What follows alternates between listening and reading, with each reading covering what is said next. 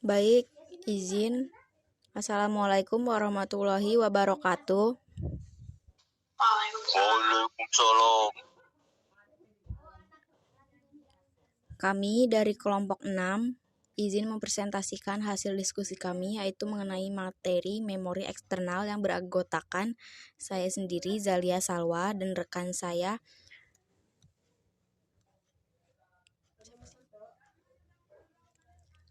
Akil Azifa, Ardila Wulan Oktavia Putri, dan Mustika Agesti.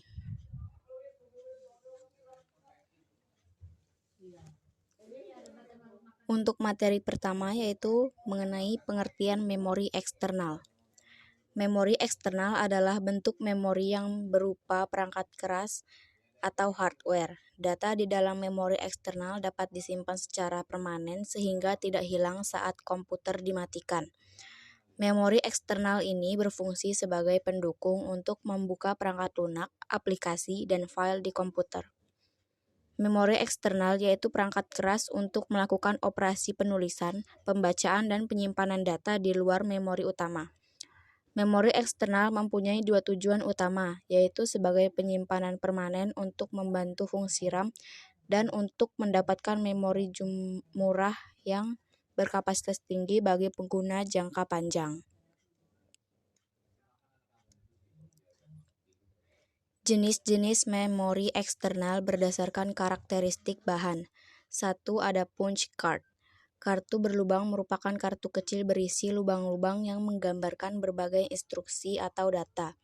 2. Magnetic disk. Magnetic disk merupakan disk yang terbuat dari bahan yang bersifat magnetik. 3. Optical disk. Optical disk terbuat dari bahan-bahan optik seperti dari resin. 4. Magnetic tape. Untuk magnetic tape terbuat dari bahan yang bersifat magnetik tetapi berbentuk pita. Untuk materi mengenai jenis-jenis memori eksternal berdasarkan jenis akses data akan dibacakan oleh Akil Azifa.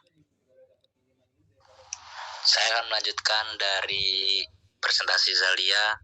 Di sini saya akan membacakan tentang jenis-jenis memori eksternal berdasarkan jenis akses data.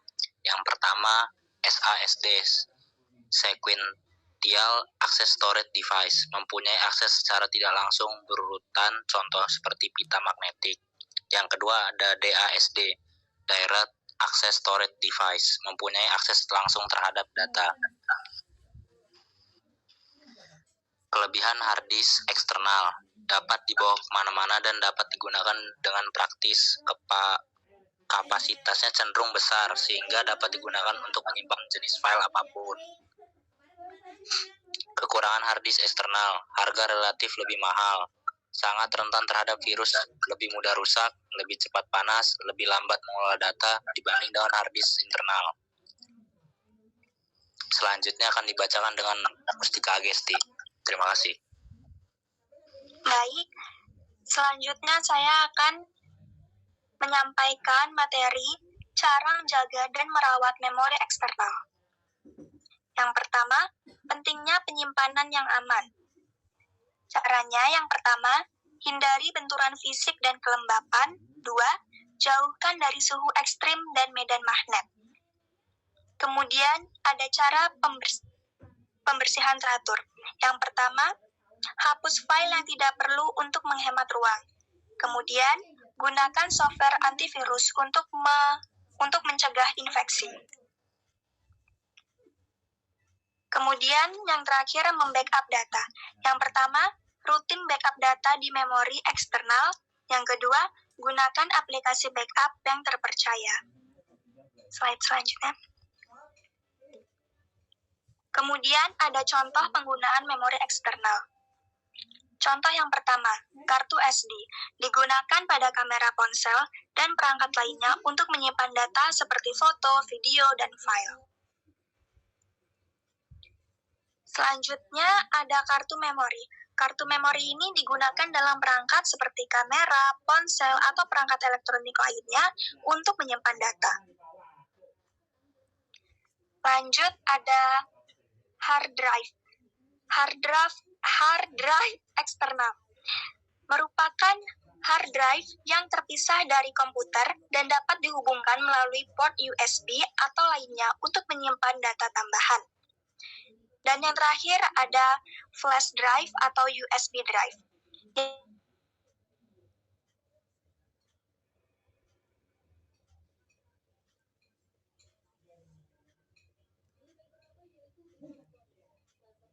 Materi selanjutnya akan disampaikan oleh rekan saya yang bernama Ardila. Materi selanjutnya yaitu perkembangan teknologi memori eksternal. Yang pertama yaitu kapasitas lebih besar. Memori eksternal terbaru memiliki kapasitas hingga 2 TB, memungkinkan penyimpanan besar dalam satu perangkat kecil. Yang kedua yaitu kecepatan transfer yang lebih cepat. Memori eksternal saat ini mendukung kecepatan transfer data yang lebih tinggi, memungkinkan pengoperasian yang lebih efisien. Yang ketiga itu tahan air dan tahan guncangan. Beberapa memori eksternal dilengkapi dengan fitur tahan air dan guncangan, menjaga data tetap aman, bahkan dalam kondisi ekstrim. Yang selanjutnya yaitu tren masa depan dalam pengembangan memori eksternal. Yang pertama itu penyimpanan berbasis DNA. Memori eksternal berbasis DNA memiliki potensi untuk menyimpan data jauh lebih besar daripada teknologi saat ini. Yang kedua itu keamanan data yang lebih tinggi. Pengembangan teknologi keamanan canggih untuk memori eksternal melindungi data pribadi dan bisnis dari ancaman siber. Yang ketiga itu integrasi dengan teknologi cloud. Memori eksternal akan semakin terhubung dengan teknologi cloud, memungkinkan akses data di mana saja dan kapan saja. Nah, itu tadi presentasi dari kelompok kami. Dari kelompok 5, apakah ada yang ingin ditanyakan?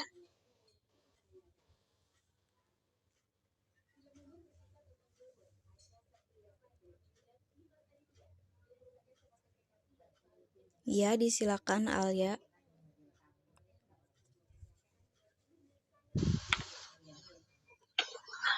Izin bertanya, pertanyaannya mengapa memori eksternal itu perlu digunakan dalam komputer?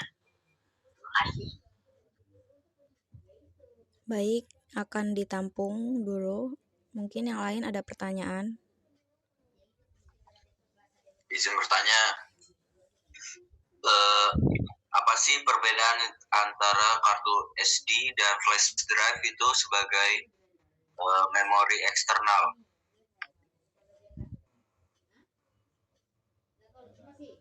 Oke, baik. Mungkin ada lagi. Saya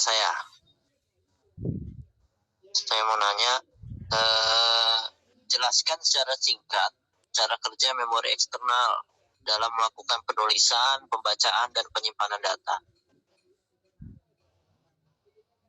Oke, mungkin yang lain bagaimana? Oke, saya akan bertanya, apakah komputer bisa berfungsi tanpa eksternal memori? Oke, mohon udah semua ya, mohon tunggu sebentar, kita diskusi terlebih dahulu. Oke.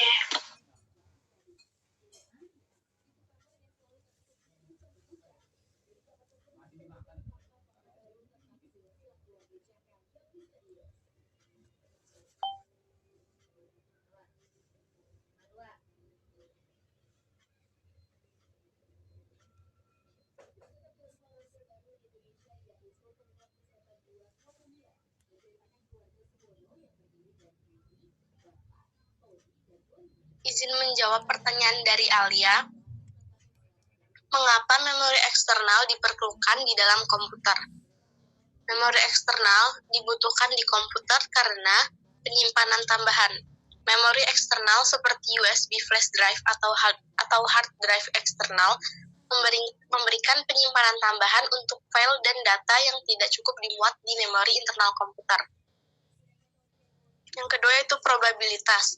Memori eksternal memungkinkan untuk menyimpan data dan file yang dapat dibawa kemana saja, memudahkan pertukaran informasi antar perangkat atau komputer yang berbeda. Yang ketiga itu cadangan data. Memori eksternal sering digunakan untuk membuat cadangan data, sehingga jika terjadi kegagalan pada memori internal, Data yang penting tetap aman. Yang keempat yaitu fleksibilitas.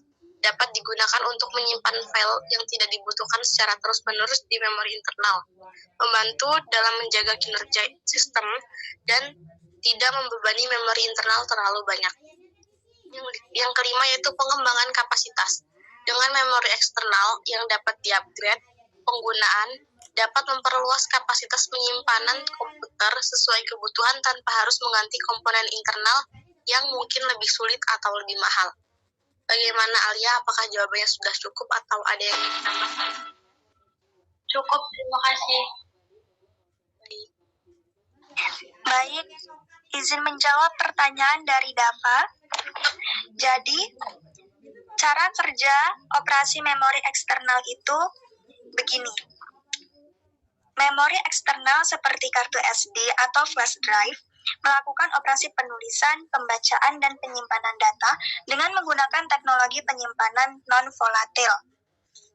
Jadi, saat data ditulis, informasi tersebut disimpan dalam bentuk bit di dalam sel-sel memori yang dapat diubah dan disimpan dalam blok-blok data. Nah, kemudian pembacaannya melibatkan pengambilan informasi dari lokasi penyimpanan dan mengarahkannya ke perangkat yang membutuhkannya. Selanjutnya, data disimpan dalam memori eksternal dengan cara diatur dalam struktur yang dapat diakses untuk diambil atau dimodifikasi saat diperlukan. Bagaimana, Dava? Apakah cukup dan puas dengan jawaban? Dava, apakah suara saya terdengar? Ya. Sudah cukup. Oke, baik. Terima kasih. Saya akan menjawab pertanyaan dari Zeta. Halo Zeta. Iya. Tadi Zeta nanya apakah komputer bisa berfungsi jika tanpa eksternal memori. Menurut saya tidak. Karena tidak dapat menjalankan tanpa stick RAM terpasang, tetapi itu hanya karena BIOS dirancang untuk tidak mencoba boot tanpa RAM terpasang. Itu saja. Apakah sudah cukup? Iya, sudah cukup bagi saya. Terima kasih. Sama-sama. Oke, dan mungkin saya akan menjawab pertanyaan dari Fahreji, yaitu pertanyaannya, perbedaan antara kartu SD dan flash drive sebagai memori eksternal. Jawabannya, perbedaan utama antara kartu SD dan flash drive terletak pada bentuk fisik dan cara penggunaannya. Kartu SD umumnya digunakan pada perangkat seperti kamera, smartphone, atau tablet. Sementara flash drive biasanya disambungkan ke port USB pada komputer atau perangkat lainnya. Mungkin sudah cukup, Fahreji. Cukup. Thank you. Oke, mungkin kami tutup presentasi dari kelompok kami, yaitu terima kasih sudah join. Wassalamualaikum warahmatullahi wabarakatuh. Waalaikumsalam. Waalaikumsalam warahmatullahi wabarakatuh.